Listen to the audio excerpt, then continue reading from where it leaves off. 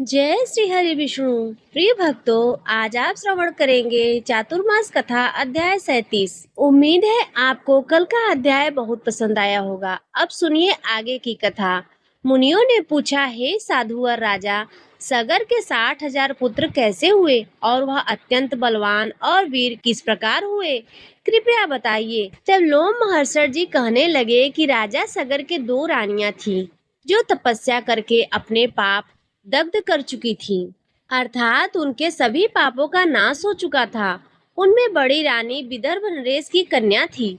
उनका नाम केसनी था। छोटी रानी का नाम मेहती था। वह अरिष्ट नेमि की पुत्री और परम धर्म परायणा थी। इस पृथ्वी पर उसके रूप की बराबरी करने वाली दूसरी कोई भी स्त्री नहीं थी। महर्षि और ने उन दोनों को इस प्रकार वरदान दिया कि एक रानी 60,000 पुत्र प्राप्त करेगी और दूसरी को केवल एक ही पुत्र प्राप्त होगा, किंतु वही वंश चलाने वाला होगा। इन दोनों वरदानों में से जिसकी जिसे इच्छा हो वही उस वरदान को चुन ले। तब उनमें से एक ने 60,000 पुत्रों का वरदान ग्रहण कर लिया और दूसरी ने वंश चलाने वाले एक ही पुत्र को प्राप्त करना चाहा। तब मुनि ने तथास्तु कहकर उन दोनों को वरदान दे दिए। फिर एक रानी ने राजा पंचजन हुए और दूसरी ने बीज से भरी हुई एक तुमी प्राप्त की, जिसके भीतर तिल के बराबर 60,000 गर्भ थे। समय अनुसार वे सभी सुखपूर्वक बढ़ने लगे।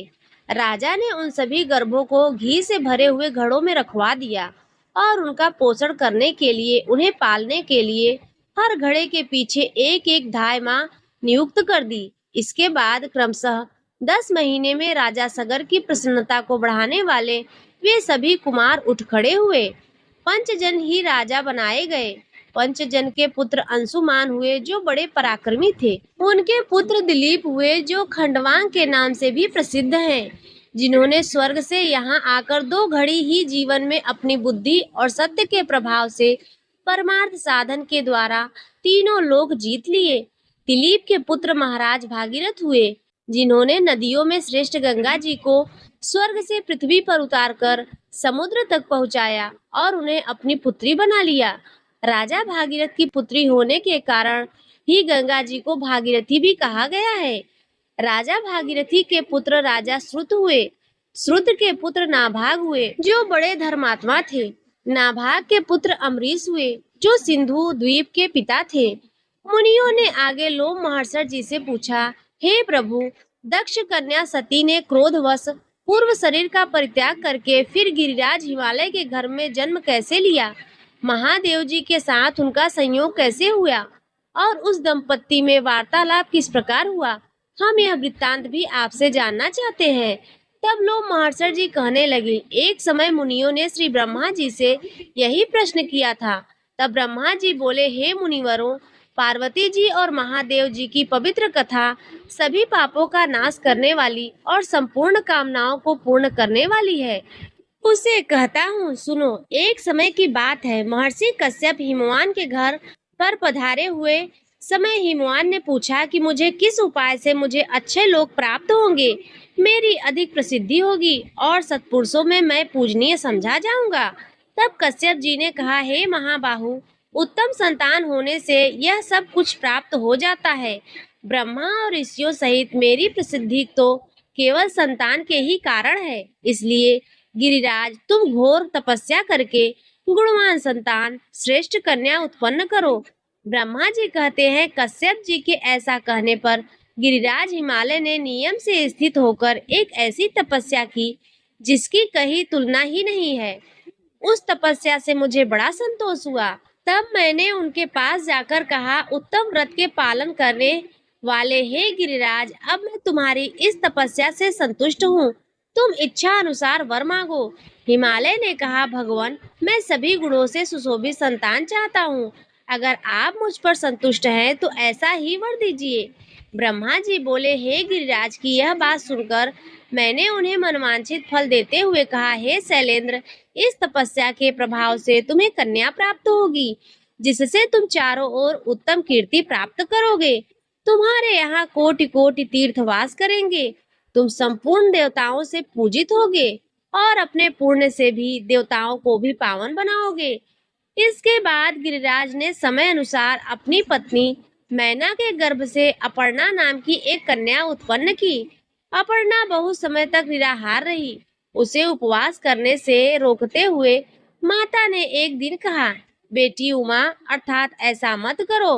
उस समय वे मातृ स्नेह से बहुत दुखी हो रही थी। उन्होंने उनकी कन्या बिना कुछ खाए पिए उपवास में लीन थी। माँ के ऐसा कहने पर कठोर तपस्या करने वाली पार्वती देवी अर्थात अपर्णा उमा नाम से ही इस संसार में प्रसिद्ध हो गई। पार्वती जी की तपस्या से तीनों लोग संतप्त हो उठे। तब मैंने उससे कहा, क्यों इस कठोर तपस्या से तुम संपूर्ण लोगों को संताप दे रही हो?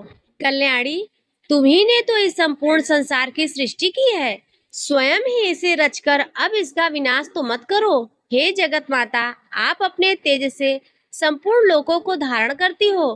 फिर कौन ऐसी वस्तु है जिसे आप इस समय तपस्या के द्वारा प्राप्त करना चाहती हो? वह हमें बतलाओ। तब देवी ने कहा, पितामह, मैं जिसके लिए यह तपस्या करती हूँ उसे तो आप भली भांति जानते हैं, फिर मुझसे क्यों पूछ रहे हैं? तब मैंने पार्वती से कहा, हे सुबे, तुम जिनके लिए तप करती हो वह स्वयं ही तुम्हारा वरण करेंगे। भगवान शंकर ही सर्वश्रेष्ठ पति हैं। वे संपूर्ण लोकेश्वर के भी ईश्वर हैं। हम सदा ही उनके अधीन रहने वाले किंकर हैं। देवी वे देवताओं के भी देवता, परमेश्वर और स्वयंभू हैं। उनका स्वरूप बहुत ही उदार है और उनकी बराबरी करने वाला कहीं कोई भी नहीं है। इसके बाद हे मुनिवरों, देवताओं ने आकर परम सुंदरी पार्वती जी से कहा, हे देवी, भगवान शंकर थोड़े ही दिनों में आपके स्वामी होंगे। अब इसके लिए आप तपस्या मत कीजिए। ऐसा कहकर देवताओं ने गिरिराज कुमारी की परिक्रमा की और वहीं से अंतर्ध्यान हो गए। पार्वती जी भी तपस्या से निवृत्त हो गई, अर्थात उनकी तपस्या अब पूर्ण हो गई। किंतु वे अपने आश्रम में ही रहने लगी, अपने महल में वापस नहीं गई। एक दिन जब वे अपने आश्रम में उगे हुए अशोक वृक्ष का सहारा लेकर खड़ी थी कि देवताओं की पीड़ा को दूर करने वाले भगवान शंकर वहां पधारे। किस रूप में पधारे, अब यह भी आप सभी जानिए। उनके ललाट में चंद्राकार तिलक लगा हुआ था और वे अपने पूर्ण रूप से नहीं बल्कि बाह के बराबर जितना हमारा एक हाथ होता है उसके बराबर नाटा और बड़ा ही विकृत रूप धारण करके आए थे। उनकी नाक कटी हुई थी, ऊपर निकला हुआ था और केसों का अंतिम भाग भी पीला पड़ गया था। उनका मुख बिल्कुल बिगड़ा हुआ लग रहा था, बड़ा विभत्स लग रहा था और उन्होंने अपने इसी रूप में आकर देवी पार्वती से कहा, देवी, मैं तुम्हारा वरण करता हूँ, अर्थात मैं तुम्हें पत्नी बनाना चाहता हूँ। उमा योगी सिद्ध हो गई थी। आंतरिक भाव की शुद्धि से उनका मन एकदम पवित्र शुद्ध हो गया था। वे समझ गई थी कि साक्षात भगवान शंकर ही यहाँ पधारे हैं। तब उनकी कृपा प्राप्त करने की इच्छा से पार्वती जी ने अर्घ्य पात्र और मधुपर के द्वारा उनका पूजन करके कहा, भगवान, मैं स्वतंत्र नहीं हूँ। घर में मेरे पिता मालिक हैं, वे ही मुझे देने में समर्थ हैं। मैं तो उनकी कन्या हूँ। यह सुनकर देवाधिदेव भगवान शंकर ने उस विकृत रूप में ही गिरिराज हिमालय के पास जाकर कहा, शैलेंद्र, मुझे अपनी कन्या दीजिए। उस विकृत वेश में अविनाशी रुद्र को ही आया जान गिरिराज को साप से भय हुआ। उन्होंने उदास होकर कहा, हे भगवान ब्राह्मण, इस पृथ्वी के देवता हैं, मैं उनका अनादर नहीं करता, किंतु मेरे मन में पहले से ही जो कामना है उसे भी सुन लीजिए। मेरी इच्छा है कि मेरी पुत्री का स्वयंवर हो, उसमें वह जिसको अपना पति चुनना चाहेगी वही उसका पति होगा। हिमालय की यह बात सुनकर भगवान शंकर ने देवी के पास आकर कहा, देवी, तुम्हारे पिता ने स्वयंवर होने की बात कही है, उसमें तुम जिसका वरण करोगी वही तुम्हारा पति होगा। उस समय तुम किसी रूपवान को छोड़कर मुझ जैसे अयोग का वरण भला कैसे कर सकोगी? क्योंकि भगवान शिव वहां पर विकृत रूप में देवी पार्वती की और उनके पिता की परीक्षा ले रहे थे। उनके ऐसा कहने पर पार्वती जी ने उनकी बातों पर विचार करते हुए कहा, महाभाग, आपको अन्यथा विचार नहीं करना चाहिए। मैं तो आपका ही वरण करूंगी, इसमें कोई अनोखी बात नहीं है। या फिर अगर आपको मुझ पर संदेह है तो मैं ही आपका वरण कर लेती हूँ। ऐसा कहकर पार्वती जी ने अपने हाथों से अशोक का गुच्छा लेकर भगवान शंकर के कंधे पर रखा और कहा, देव, मैंने आपका वरण कर लिया। भगवती पार्वती ने इस प्रकार वर्णन करने पर भगवान शंकर ने उस अशोक वृक्ष को अपनी वाणी से सजीव करते हुए कहा, हे अशोक, तुम्हारे परम पवित्र गुच्छे से मेरा वरण हुआ है, इसलिए तुम जरा अवस्था से रहित और अमर रहोगे। तुम जैसा चाहोगे वैसा रूप धारण कर सकोगे। तुम में इच्छा अनुसार फूल लगेंगे। तुम सभी कामनाओं को देने वाले सब प्रकार के आभूषण रूप फूल और फलों से संपन्न होकर मेरे अत्यंत प्रिय होगे। तुम में सब प्रकार की सुगंध होगी और तुम देवताओं से भी अधिक प्रिय बने रहोगे। ऐसा कहकर जगत की सृष्टि और संपूर्ण भूतों का पालन करने वाले भगवान शंकर हिमालय कुमारी उमा से विदा लेकर वहीं अंतर ध्यान हो गए। उनके चले जाने पर पार्वती जी ने भी उन्हीं की ओर मन लगाए एक शिला पर अर्थात पत्थर पर बैठ गई। उसी समय देवाधिदेव स्वयं लीला करने के लिए ब्राह्मण बालक का रूप धरकर फिर से निकटवर्ती सरोवर में प्रकट हुए।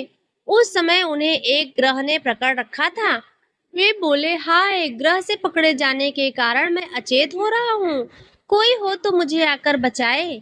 पीड़ित ब्राह्मण बालक की वह करुण पुकार सुनकर कल्याणमयी देवी पार्वती अचानक उठ खड़ी हुई और दौड़ती हुई उसी स्थान पर गई जहाँ पर वह बालक खड़ा हुआ था। वहां पहुंचकर चंद्रमुखी देवी ने देखा कि एक बहुत सुंदर बालक मगरमच्छ के मुख में पड़ा हुआ थर थर कांप रहा है और वह बड़ा करुण विलाप कर रहा था।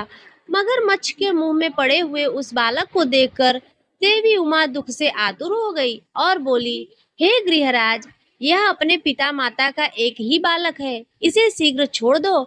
वह ग्रह अर्थात मगरमच्छ कहने लगा, देवी, छठे दिन पर जो सबसे पहले मेरे पास आ जाता है उसी को विधाता ने मेरा आहार निश्चित किया हुआ है। महाभाग्य, यह बालक आज छठे दिन ब्रह्मा जी से प्रेरित होकर ही मेरे पास आया है, इसलिए मैं तो इसे किसी प्रकार नहीं छोड़ूंगा।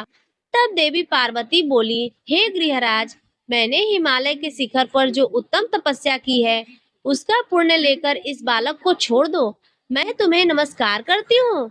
ग्रह ने कहा, देवी, आपने थोड़ी या उत्तम जो कुछ भी तपस्या की है वह सब मुझे दे दे तो मैं इस बालक को तुरंत ही मुक्त कर दूंगा। देवी बोली, हे महाग्रह, मैंने जन्म से लेकर अब तक जो पुण्य किया है वह सब तुम्हें समर्पित है, अब इस बालक को छोड़ दो। देवी के ऐसा कहते ही उनकी तपस्या से विभूषित वह ग्रह दोपहर के सूर्य की तरह तेज से प्रज्वलित हो गया। उस समय उसकी ओर देखना कठिन हो रहा था। ग्रह ने संतुष्ट होकर विश्व को धारण करने वाली देवी से कहा, महाव्रते, तुमने यह क्या किया? भली भांति सोच समझकर देखो तो सही, तपस्या का उपार्जन बड़े कष्ट से होता है। तुमने इतनी कठिन तपस्या करके जो पुण्य प्राप्त किया है उसका परित्याग करना बिल्कुल भी अच्छा नहीं माना है, इसलिए तुम अपनी तपस्या ले लो, साथ ही मैं इस बालक को भी छोड़ देता हूँ। देवी ने कहा, हे ग्रह, मुझे अपना शरीर देकर भी यत्न पूर्वक ब्राह्मण की रक्षा करनी चाहिए। तपस्या तो मैं फिर भी कर सकती हूँ, किंतु यह ब्राह्मण पुनः नहीं मिल सकता। महाग्रह, मैंने भली भांति सोचकर ही तपस्या के द्वारा इस बालक को छुड़ाया है। तपस्या ब्राह्मणों से श्रेष्ठ कभी नहीं हो सकती, मैं ब्राह्मणों को ही श्रेष्ठ मानती हूँ। हे गृहराज, मैं तपस्या देकर फिर नहीं लूंगी। कोई मनुष्य भी अपनी दी हुई वस्तु को वापस नहीं लेता, इसलिए ही तपस्या तुम्हें ही सुशोभित हो। अब इस बालक को छोड़ दो। पार्वती जी के ऐसा कहने पर, हे मुनिवरों, सूर्य के समान प्रकाशित होने वाले ग्रह ने उनकी प्रशंसा की और उस बालक को छोड़ दिया। फिर देवी को नमस्कार करके वह वहीं अंतर ध्यान हो गया। अपनी तपस्या की हानि समझकर पार्वती जी ने पुनः नियम पूर्वक तप का आरंभ किया। उन्हें फिर से इतनी कठिन तपस्या के लिए उत्सुक देखकर भगवान शंकर ने तुरंत ही वहां प्रकट होकर कहा, देवी, अब तपस्या मत करो, आपने अपना तप मुझे ही समर्पित किया है, इसलिए वही सहस्त्र गुणा होकर आपके लिए अक्षय हो जाएगा। इस प्रकार तपस्या के अक्षय होने का उत्तम वरदान पाकर देवी उमा को बड़ी प्रसन्नता हुई और वे स्वयंवर की प्रतीक्षा करने लगी। श्री ब्रह्मा जी कहते हैं, इसके बाद समय अनुसार हिमालय की विशाल पृष्ठ भाग पर पार्वती जी का स्वयंवर रचाया गया। उस समय वह स्थान सैकड़ों विमानों से घिरा हुआ था। गिरिराज हिमवान किसी बात को सोचने विचारने में बड़े निपुण थे। पुत्री ने देवाधिदेव महादेव जी के साथ जो मंत्रणा की थी वह उन्हें पता चल गई थी। इसलिए उन्होंने सोचा, अगर मेरी कन्या संपूर्ण लोकों में निवास करने वाले देवता, दानव तथा गिद्धों के समक्ष महादेव जी का वरण करे तो वही वांछनीय पूर्ण होगा, उसी में मेरा भी अभ्युदय होगा। ऐसा विचार कर शैलराज ने मन ही मन महेश्वर का स्मरण करके रत्नों से मंडित प्रदेश में स्वयंवर रचाया। गिरिराज कुमारी के स्वयंवर की घोषणा होते ही संपूर्ण लोकों में निवास करने वाले देवता आदि सुंदर वेशभूषा धारण करके वहां पधारने लगे। हिमवान की सूचना पाकर, हे मुनिवरों, मैं भी वहां देवताओं के साथ उपस्थित हुआ हूँ। मेरे साथ सिद्ध और योगी भी थे। इंद्र, विवस्वान, भग, वायु, अग्नि, कुबेर, चंद्रमा, दोनों अश्विनी कुमार तथा अन्य अन्य देवता, गंधर्व, यक्ष, नाग और किन्नर भी मनोहर वेश बनाकर वहां आए हुए थे। शशीपति इंद्र उस समाज में सबसे अधिक सुंदर लग रहे थे। वे प्रतिहत आज्ञा, बल और ऐश्वर्य के कारण हर्षमग्न होकर स्वयंवर की शोभा बढ़ा रहे थे। जो तीनों लोकों की उत्पत्ति में कारण, जगत को जन्म देने वाली तथा देवताओं और असुरों की माता, जो परम बुद्धिमान आदि पुरुष भगवान शिव की पत्नी मानी गई हैं तथा पुराणों में परा प्रकृति बताई गई है, वे ही भगवती सती दक्ष पर क्रोधित होकर देवताओं का कार्य सिद्ध करने के लिए हिमवान के घर में अवतरित हुई थी। वे जिस विमान पर बैठी थी उसमें सोने और रत्न जड़े हुए थे। उनके दोनों ओर चंवर डुलाए जा रहे थे। वे सभी ऋतुओं में खिलने वाले सुगंधित पुष्पों की माला हाथ में लिए स्वयंवर सभा में जाने को तत्पर हुई। इंद्र आदि देवताओं से स्वयंवर मंडप भरा हुआ था। भगवती उमा माला हाथ में लिए देव समाज में खड़ी हुई थी। इसी समय देवी की परीक्षा लेने के लिए एक बार फिर भगवान शंकर 5 सिख वाले शिशु बनकर अचानक उनकी गोद में आकर सो गए। देवी ने उस पंच सिख बालक को देखा और ध्यान के द्वारा उसके स्वरूप को जानकर बड़े प्रेम के साथ उसे अपनी गोद में भर लिया। पार्वती जी का संकल्प शुद्ध था। वे अपना मनवांछित पति पा गईं, इसलिए भगवान शंकर को हृदय में रखकर स्वयंवर से लौट पड़ी। देवी के गोद में सोए हुए उस शिशु को देखकर देवतागण आपस में सलाह करने लगे कि यह कौन है। कुछ पता ना लगने से अत्यंत मोह में पड़कर वे सब बहुत कोलाहल करने लगे और वृत्तासुर को मारने वाले इंद्र ने अपनी एक बाह ऊंचे उठाकर उस बालक पर वज्र का प्रहार करने का प्रयास किया, किंतु शिशु रूपधारी देवाधिदेव शंकर ने उन्हें स्तंभित कर दिया। अब ना तो वे वज्र चला सके और ना हिलडुल सके। तब भग नाम वाले बलवान आदित्य ने एक तेजस्वी शस्त्र चलाना चाहा, किंतु भगवान ने उनकी बाह को भी जड़वंत बना दिया। साथ ही उनका बल, तेज और योग शक्ति भी व्यर्थ हो गई। उस समय, हे मुनिवरों, मैंने परमेश्वर शिव को पहचान लिया और शीघ्र उठकर उनके चरणों में आदर पूर्वक अपना मस्तक झुकाया। इसके बाद मैंने उनकी स्तुति करते हुए कहा, भगवान, आप अजन्मा और अजर देवता हैं। आप ही जगत के सृष्टा और सर्वव्यापक प्रकृति पुरुष तथा ध्यान करने योग्य अविनाशी हैं। अमृत परमात्मा ईश्वर, महान कारण, मेरे भी उत्पादक, प्रकृति के सृष्टा, सबके रचयिता और प्रकृति से भी परे हैं। यह देवी पार्वती भी प्रकृति रूपा हैं, जो सदा ही आपके सृष्टि कार्य में सहायक होती हैं। महादेव, देवी पार्वती के साथ आपको नमस्कार है। हे देवीश्वर, आप ही कृपा और आदेश से मैंने इन देवता आदि प्रजाओं की सृष्टि की है। यह देवक आपकी योग माया से मोहित हो रहे हैं। अब आप इन पर कृपा कीजिए, जिससे यह सब पहले की तरह हो जाएं। इसके बाद मैंने सभी देवताओं से कहा, अरे तुम सब लोग कितने मूर्ख हो, इन्हें नहीं जानते। यह साक्षात भगवान शंकर हैं। आप शीघ्र इनकी शरण में जाओ। तब वे सब जड़वंत बने हुए देवता शुद्ध चित्त से मन ही मन महादेव जी को प्रणाम करने लगे। इससे देवाधिदेव महेश्वर ने प्रसन्न होकर उनके शरीर पहले जैसा कर दिया। इसके बाद देवेश्वर शिव ने परम अद्भुत त्रिनेत्रधारी विग्रह धारण किया। उस समय उनके तेज से तिरस्कृत होकर संपूर्ण देवताओं ने अपने नेत्र बंद कर लिए। अब उन्होंने देवताओं को दिव्य दृष्टि प्रदान की। जिससे वे उनके स्वरूप को देख सकते थे। वह सृष्टि पाकर देवताओं ने परम देवेश्वर भगवान शिव का दर्शन किया।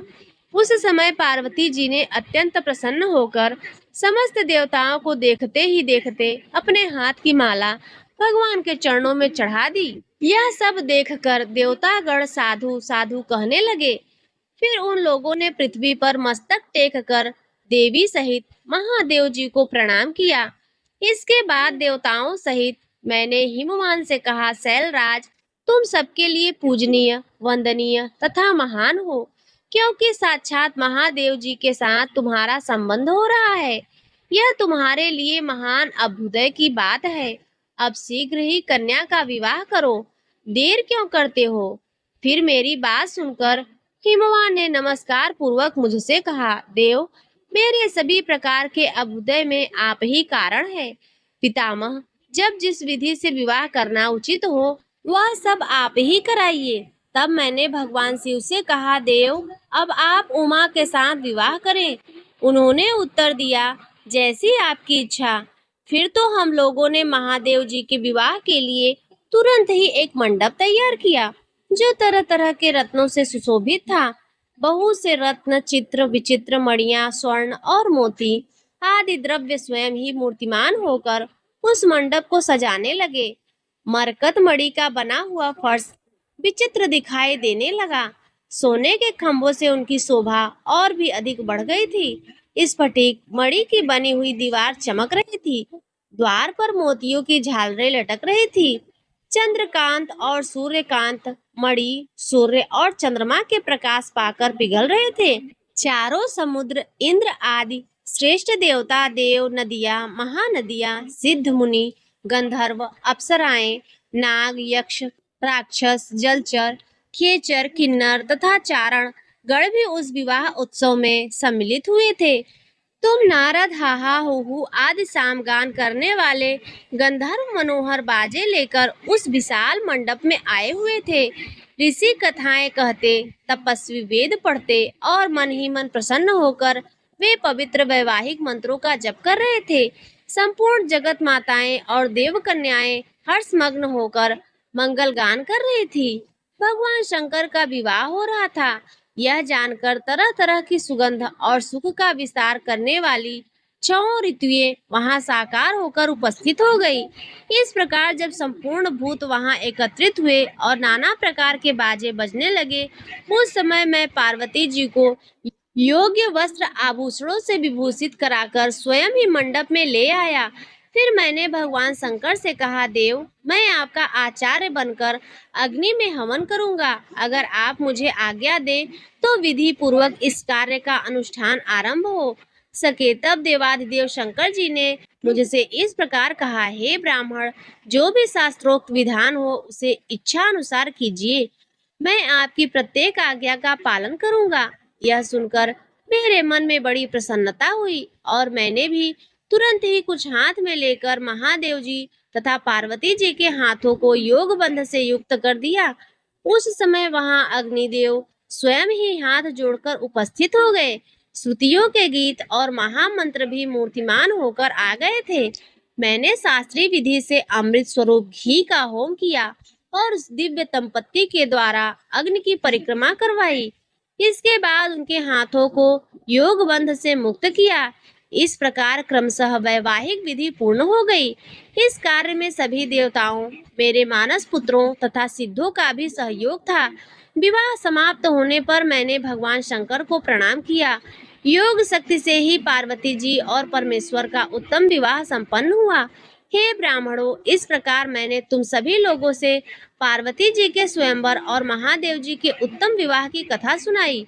मुनियों ने आगे कहा, हे भगवान, अब हम राजा इंद्रदुंड का शेष वृत्तांत सुनना चाहते हैं। श्रेष्ठ तीर्थ में जाकर उन्होंने क्या किया, इस बारे में जानने की बड़ी इच्छा है। तब लोम महर्षण चंद्र जी ने श्री ब्रह्मा जी के मुख से कही हुई जो कथा उन्हें सुनाई, उसका वृत्तांत आप सभी अगले अध्याय में सुनिएगा।